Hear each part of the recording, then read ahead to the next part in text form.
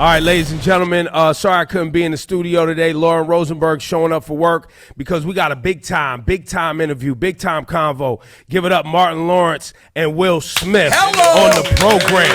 Bad boys. Yeah, in the building. Yo, bad boys for life. Yeah. So listen, you fellas have successfully turned this Bad Boys thing back around and have gotten us to the 4th installment that's dropping now. Dude, Will, talk about getting this thing back. I mean, how long was it 18 years between 2 and 3? Yeah, it was like between 2 and 3. There was like an 18-year period, and the first movie is almost 30 years ago. Oh my God. So it was for us to be able to get to 4, and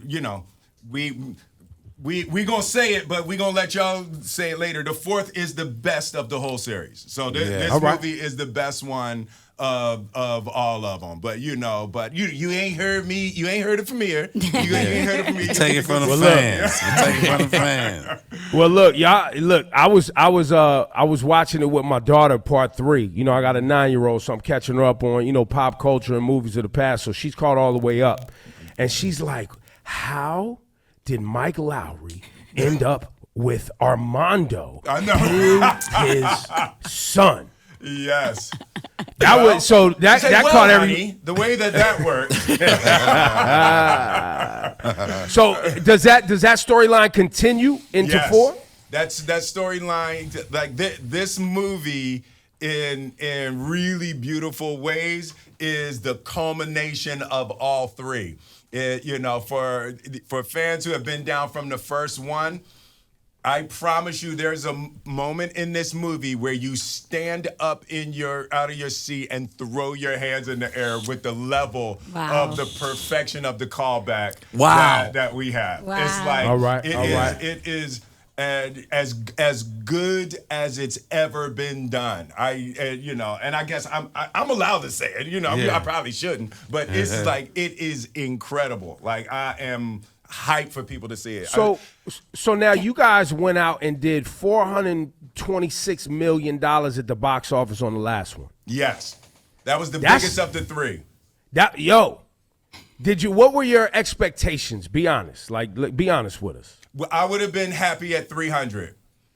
Wow. So I would have been happy at 300. The first movie was 141. And that was giant. For me and Martin at that time. What year was 1? Well, 95. 95. Wow. Yeah. Will, do you call the executives that kept y'all on hold for 18 years and go, yo, see, No. told you, just hang up the No, phone? Will probably is the reason they were on hold. They're calling Will, going, "Can we make some more money, please?" Wait, Martin. Oh. Go ahead. No, you go ahead, Laura. So, Martin, can you talk about the very first day that y'all got back together? The it was very fun. first day of shooting. Did you guys have like a moment like, I can't believe we're here? Yeah, I was happy we was there, and we was just, it's all about love and peace and trying to make a good movie, being very professional. Will likes to practice and rehearse a lot. 10 days out of the week. Wait, and Martin, you're more a guy who's like, hey, it'll be all right. Once we get out there, we're going to be all right. No, but I don't mind rehearsing. But 10 days out of the week. It was a lot. I'm sure you guys had a bunch of improv. I think we cut back though. a little bit. Yeah. I'm sure you guys got a lot of improv moments that made it. Yes, we had some. And Will was directing me in some scenes and giving me some great lines to say. So I just had a great time. Will, what was it like when you guys got together the first time? Yeah. You guys were both sitcom stars, but in very different ways. Like the feel of Fresh Prince of Bel-Air versus the feel of Martin were different. Was there any level of either direction, any intimidation about like how good the other one was when y'all first got together? I was always jealous of Martin, right? So like Fresh Prince was NBC. So it was like, Monday night at 8. So we had all of the press and everything. Very pristine. Very pristine, you know. But Martin was the people's champ. Yep. Right? Yeah. Martin was the people's champ, And I just used to watch like I'm a studier, you know, so I just used to watch just how he would use his body, you know, and I'm watching in the scenes and I can tell nobody knows what he's going to do. The camera's trying to follow, so I'm watching the cinematic, and it's like there's just a genius in his comedy that is unlike anybody out there, you know. And it's like what Bad Boys, part of what makes Bad Boys distinct, that is a unique Martin gift, is to be able to do super broad comedy, big, giant, broad comedy in the middle of a scene that's life or death, and not compromise. Like that kind of range, there's very, very few comedians who have ever lived that can do that level of comedy without breaking the drama. And that's the unique thing that Bad Boys has, that you'll never see that range. Wow. So Will, who originally put you guys together? Was this something that, you know, back in the day you and Martin connected on? How did this originally start for you guys to be the cop buddy, you know, duo? I originally had the script, and my sister Ray told me that I should do it with Will. I wanted to do it with Eddie, but I couldn't afford Eddie. So I called Will, and we had a dinner at my house, and you know, just after 5 minutes of talking to Will, you know, he's the best salesman in the world. So, you know, I was like, come on, man, do this movie with me, man. I mean, we could make this thing a hit. We could make it a hit, and we did. This is Martin's prophecy. Martin, you know, during that time, you know, Fresh Prince and Martin, he was like, can you imagine if the two biggest black dudes on TV got together to make a movie, right? And he was like, can you imagine what that would be for the culture? And I was like, all right, let me see the script. He was like, nah. Script's not good. Don't worry about that. Don't worry about that part. No, but the script had originally been Dana Carvey and John Lovitz were the original Bad Boys. Yes. No, culturally a little different. I love Dana Carvey and John Lovitz. A little different. It's different for sure. Different culture, but different culture. Yeah. What now? Well, now, go ahead, Martin, I was Rosenberg, just going to my ask bad. you, what were your impressions? I asked Will his impressions of you on Martin. What were your impressions of Will and his comedic chops from Fresh Prince of Bel-Air? I loved it. You know, Will's energy was always up, and he was funny, and him and Jazzy Jeff, and always throwing Jazzy Jeff out the house, and Alfonso, and the dancing, and the whole cast was just good, and it was just a good show to watch, and it was just a good show for the culture. Yeah. You know, I loved it. So Martin, right now, you know, when you guys coming back from, I think I saw you in Dubai, launching the film, and you guys are Mexico City, I believe. Will Smith, That Lord was said he was out here finessing Spanish. Mexico City was Yeah, that Mexico City may be the biggest premiere I've ever. Me. Yeah, for me, sure. ever. Yeah, like it was gigantic. I've never experienced, you know, anything like that. Now, Martin, is that what everybody's taking? You on the balcony waving to people, you looking around? Were you looking around like, yo, this is massive? Because I sure was. People took it like something was wrong with your health or something. I was like, oh, this is rock concert stuff. What the hell is going on? I was like, for a movie? I was like, oh my goodness, man. But on that note, Martin, is there anything you want to say to the people because they're concerned about your health? Is there anything you want to say to them while you have the floor? I'm fine. I'm in God's hands. I'm blessed. You know, I'm glad to be waking up every day. Still handsome in a way that is unimaginable. I'm all good, though. I'm all good. No need for people to be concerned. And Will, was it always to sort of come back in a big way? You've been quiet for a while. Yeah. And then when you came back, I don't know, people might say, hey, ease your way back in. Go do a little podcast. You just came back in this way. Was that a plan, or was it just the timing and the way things work out? No, just the way things work out, the way that life leads, and that's the thing, God leads. Yeah. So for me, I've learned that there are periods of disintegration and periods of reintegration. And it's all in God's timing, and I think part of the idea and the power in this life is, can you learn how to die? Right? And it's like, you got to learn how to die. The old you has to die. So can you learn how to die, and can you not be so terrified during that period where the caterpillar turns into liquid? That's right? scary times, though.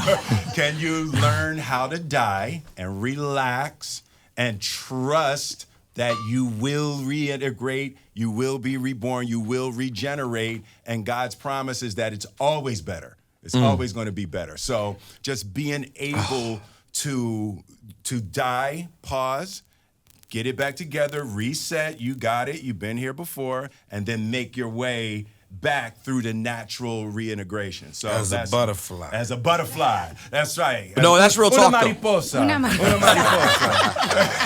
mariposa. That's real talk, though. No, listen, that's real gems for people, because it is very hard. Because, Will, you've been in the public eye since a teenager. Yes. And, I planned today. I really just wanted to ask you, how are you doing? Like, I talk to your son Jaden from time to time. Mm-hmm. I support Willow. Her new album is phenomenal. Congrats, but we Willow, too. literally have your Killing it. whole family on display for decades. Yeah. And your book even talked, I think, some about some of this, just being in the public eye for so long. And same question for you after Will, Martin, is like, how are you doing, though? Yeah. Like, how are you, the human being? This is the greatest time in my life. Like, Legit. This is legit the highest, greatest, and really because I'm better on the inside, right? So it's like the outer world can only be a reflection of your inner world, right? So for me, I'm like more excited than I've ever been. I'm more creative than I've ever been, more clear about, what I want to do, who I want to be, how the world works. It's like nobody is spared destruction. Right? Facts. And you That's can fact. do everything you want, and I promise you're gonna be on your knees vomiting. At some point. Yeah. Yeah. Everybody's gonna get there, So it's like When you get through it. yes, like it's like the valley of the shadow of death, and everybody when we repeat that, we think of it as the valley of death. No, it's the valley of the shadow of death. Right. It's not actually death. It's just scaring you, making you think it's death. Hold Humbling on you and in keep some ways, walking. too. And you're coming back to the light, and you're coming back Right. better than ever. And It for reminds me- you that you're mortal. You need that. Yeah, for sure. And for me, it's just, waking up every day, being grateful to God. I know it's because of him. This is my purpose. This is what I'm supposed to be doing. And I just want to grow each day to be a better man, sir. a better person, live in love, peace, and harmony, and try to restrain from whooping somebody's ass. No, you should. Understood. You should, Martin. Martin. It's a lot of money to lose out here. It's a lot of money to lose. On the first day of Bad Boys, the first day, we're shooting. No. Me and Martin are both producing, and we're doing, and Martin stopped me. I'm running around, and Martin stopped me, and he said, "Hey," he said, "I love you, brother." And I was like, yeah, all love. He's like, no, right here. He said, "I love you, man." And I was like, yeah. And he said, "We're not gonna rush through this. We got to 4. And we've been doing this for 30 years. We're gonna slow down and we're gonna enjoy our time together." Wow. Right? Like literally first day on the set. So I reported him to HR. Right. He can't look at you in the eyes like I that. just didn't think that was proper workplace behavior. You know what I'm saying? Trying to make that level of eye contact and touch me all in my chest. You can't stare at me like that. I think one of the things that I do enjoy is like you. I know how you do it, but your social media is very fun. My mom always sends me stuff about plants and scriptures, whatever. Then she hits me with a video of Will Smith in Guatemala. My family's from Guatemala. She's like, oh my God, él fue a nuestro pueblo. She was going on. And the only... Oh, no, this whole section got to be in Spanish, Lord. This whole section got to be in Spanish. Go.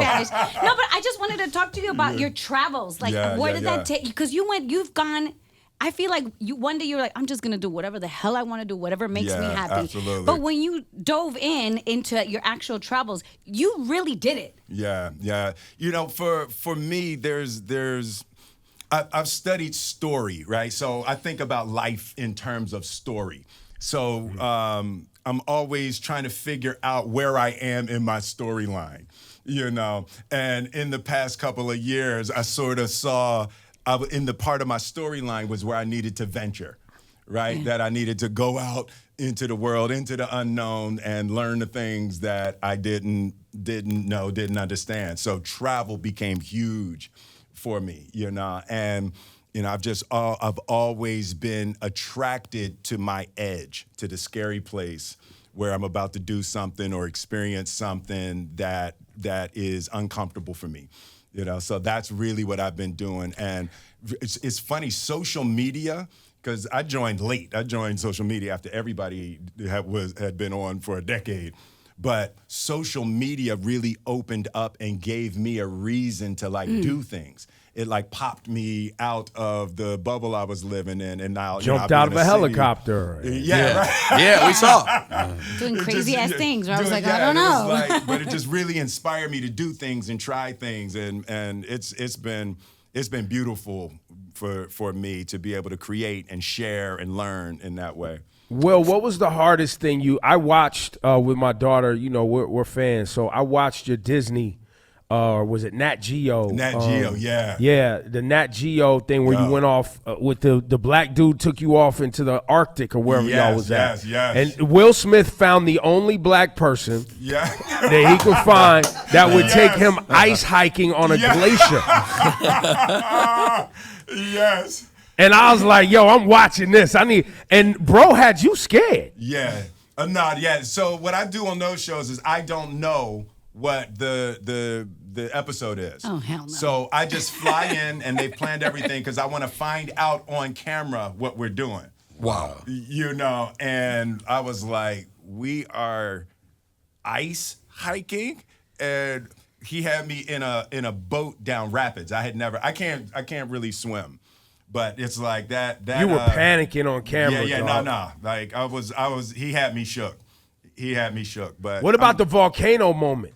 Yeah, the volcano moment was... Yo, you guys, he went up the side of a volcano with a volcano photographer who only had one leg. And the whole episode, you don't know that bro only got one leg. But Will Smith can't keep up with the dude with one leg. Yo. This is Netflix. And do I got that right? Am I saying it right? He was blind. Blind. Dude Blind. in the volcano. Wait, he was blind with one leg? No. He had No, legs. Ebro, you took away a leg, but it was the eyesight. Okay. The one leg dude was the sharks. Sharks. There you go. The sharks was the dude with the one leg. Well, one leg and one arm. All right. Nah, Will is, if y'all don't watch this guy, I'm telling you, you think you're seeing something on Instagram. We're seeing Will Smith. We're like, yo, bro, we hope bro's okay. Bro is at the North Pole. He is fine. Yeah, he sends me footage of jumping in the water and all that old stuff. And you're like, that's cute. That's not for me. Sending Martin the pictures. Yo, you could be out here. Martin never interested you, huh? No. It's not on my bucket list. Now, Martin, was it ever on your bucket list? You So Crazy and Run Tell Dat are two of the biggest specials of all time. Like you're one of the very few names that gets tossed around when we talk about Raw and Delirious. Yeah. Being able to do that. How important, in addition to the show Martin and the Bad Boys franchise, how important are those specials to your legacy and what you've done? Oh, very important, because I've been able to tell my story, and give people insight to me and how I view the world and see people, and it's just been a lot of fun for me. It's been my saving grace, stand up, so I'm so glad that, I'm afforded, the opportunity to always be able to go out at any time and perform stand-up in front of an audience, and they be there for me. And my audience is a dedicated audience. I got like the Beehive audience. You really do. Yeah, man. Yeah, man. Now, Will, I'd be remiss. I don't know how many times we're gonna have the chance to talk to the Fresh Prince about hip hop and things of that nature. I busted out Ebro. I brought the 45 single to Yo Home to Bel Air. It's called. I didn't even know this existed as a single. That's crazy. And Will started telling me, but we stopped him. How you guys landed on this iconic theme song?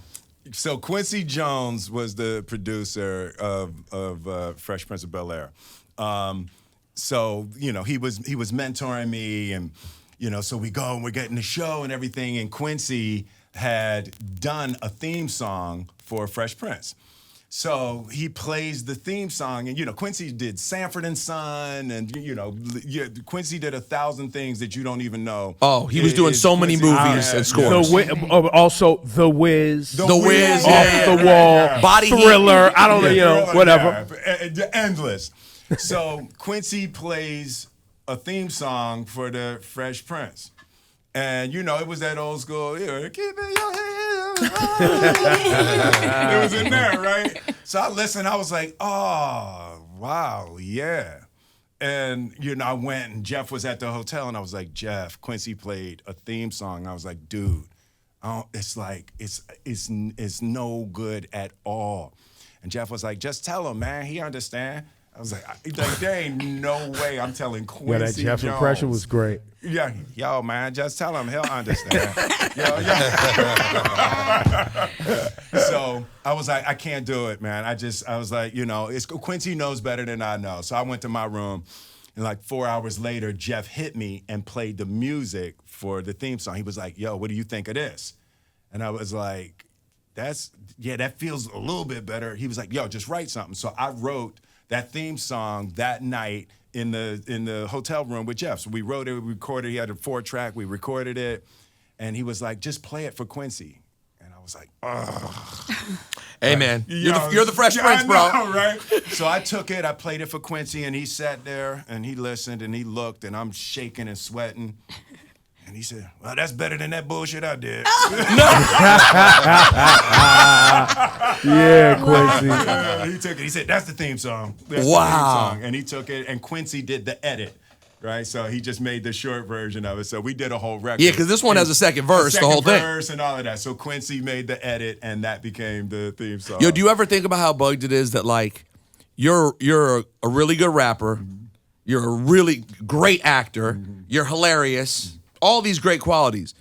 Your partner is literally the greatest of all time at what he does. Yo, facts. Did you ever think about how crazy that was? So I was a DJ. And I started off DJing, doing that. And I saw Jeff DJ one night and never touched turntables again. Literally, That's how I feel when I hear him. Jeff did a party on my block, and he DJ'd. He had stole a party from me. He DJ'd, and I rapped. And I literally never touched turntables again. I was like, that. I don't know what he's doing, something else. That's a different thing. That's a whole different thing. And he Yo, was like Jazzy inventing stuff. Yo, Jazzy Jeff, for people who don't know, right? He was he's the talking to the greatest. people at the companies that were developing turntables. Like he was that, And they were listening to him. And like, they were listening to him. Yeah. No, so he's a beast. One more before we get out of here. Can you talk about 1989 when you guys won your Grammy? Yes. How? Tell me about that. Well, Jay-Z I was there. I won the Grammy too. That's right, Martin. It's such a great What was it moment. like, Martin? Such a great moment. You remember that moment. But by the way, Jay just talked about this moment because it wasn't televised. Yeah. No, it was. We all got together and boycotted because the Grammys didn't televise the rap portion, and we won that year. I mean, we kept the Grammy, but we was. Did you watch it in the hotel? we. Did was you watch in the boycotting, hotel bro. while you were boycotting? I mean, I wasn't. The TV was on, but I wasn't looking at it. Yo, ladies and gentlemen, make sure this fourth installment. What's the official titles? It's a Bad Boys Ride or Die. Bad Boys Ride or Die. Yo, we might have to. Or in Mexico, Ciudad de Mexico is Hasta la Muerte. Hasta la muerte. Okay. Yo, Will, I tried to get Laura to do this whole interview in Spanish with you because I told you he was nice with the. Español. Quería que te Entonces, hablara en sí, español. quiero hablar en español. Tengo una maestra de español que viaje conmigo para mis entrevistas. Wow. They told y'all.